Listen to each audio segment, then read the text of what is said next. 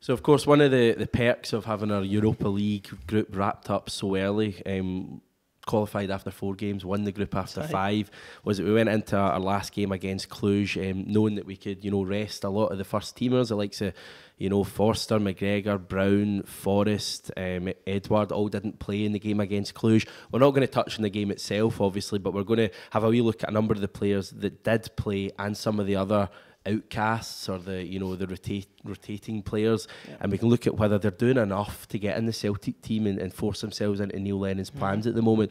My own personal opinion is that for as well as this Celtic team are playing, and so many of the first teamers are doing well, and you've got other ones like Mikey Johnson coming off the bench and doing well, there's a lot of them for me that don't look up for it. The likes of Lee Griffiths and Scott Sinclair, Lewis Morgan. I know they've had a lot of opportunities, not in Sinclair's case but in the other two's case in recent weeks, and they've not done enough, and I just wonder why that's happening. Is it the fact that they've not really had maybe that many opportunities to start games? Is it because the first team's simply playing so well, or is it just a combination of everything that's seeing this? I think that's about a combination of everything. I think each individual fringe man's different in their situation. Lee Griffiths, of course, has been out for a long time, long time, when you consider it was about a year ago where he took the sabbatical.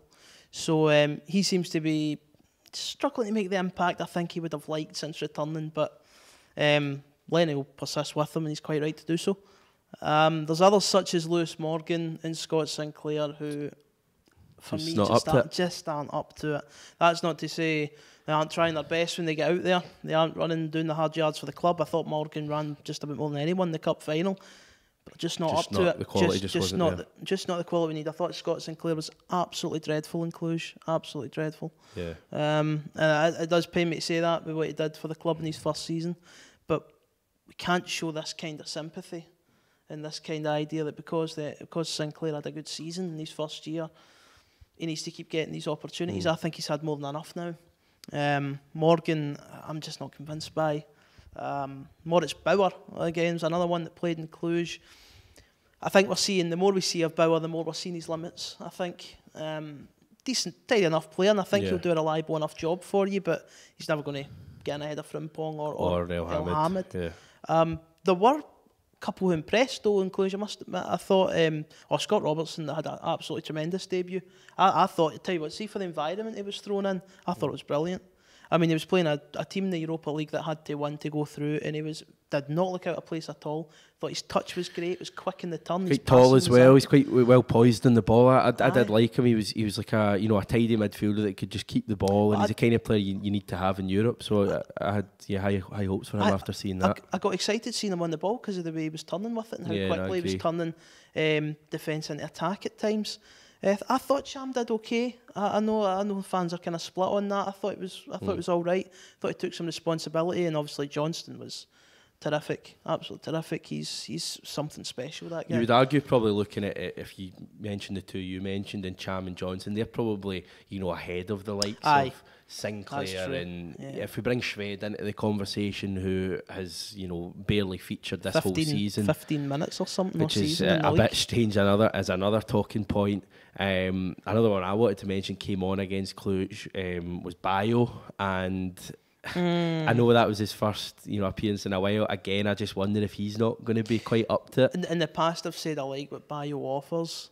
It didn't look great against Cluj, but he was only on for 10 minutes. It's tough because obviously, like Eddie, he gets a lot of game time, and quite rightly so. He has a lot of time to show his qualities.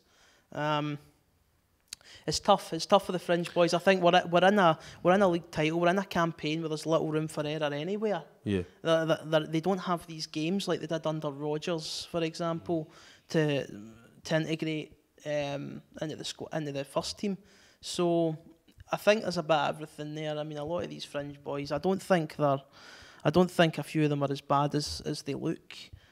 But I just don't think that the game time's there for them. I don't think the opportunities are there. But of course, we need fringe players because we need a squad. Well, so we're heading into the January transfer window very soon. If we look at just briefly the key areas of the team, the ones that were probably struggling most in terms of having numbers for me is actually probably the spine of the team in terms of striking department, central midfield and centre-back, is that 3 areas you would, given in mind with the players we've seen in recent weeks, you would want to strengthen all 3? I wouldn't mind another centre-back in because I'm not 100% convinced on Jozo. Fitness. Just as a player, to be honest. I think he can be sloppy at times. Again, he's another one that's done us good service in the past, but I do think we need better. I'd take a centre-back. I'd be interested in a right winger, I think, because I don't know who the alternative is to James Forrest at the minute.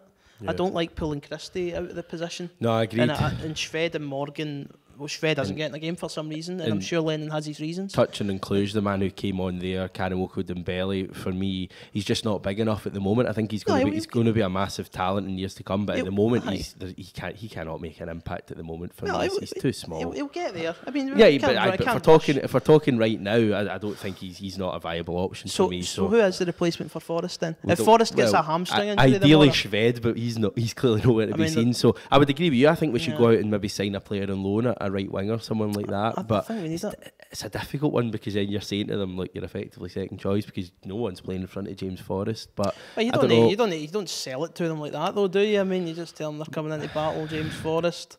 And I think at the end of the day we can't say we can't sign a right winger because James Forrest is going to play every week. So I would strengthen there. Strikers are difficult ones. You've got 3 there. I mean, do you then tell one of them, right, you're just not cutting it, you'll need to move on, or do we go with 4 strikers? We've had this discussion before, and for me, I'm not a big fan of 4 strikers for the one position. I think we need to sign a striker. I think one would have to go out then, even possibly on loan. Even Lee Griffiths on loan to somewhere, get him right at the end of the season. Yeah, or Bio.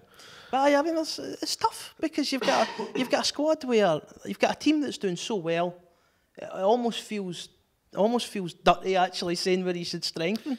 We're clutching at straws, put it that way, because the team's doing so well. But that's what we're here for. That's why we're talking about Celtic, because we love them. Anyway, if you've got an opinion, let us know below. Maybe we've been too harsh. If you let us know we're having a go at players that don't deserve it, then just let us know below, because we can take a wee bit of criticism. But if you've got any positive thoughts as well, or any players you want to see coming in January, going out in January, or even at the end of the season, let us know as well.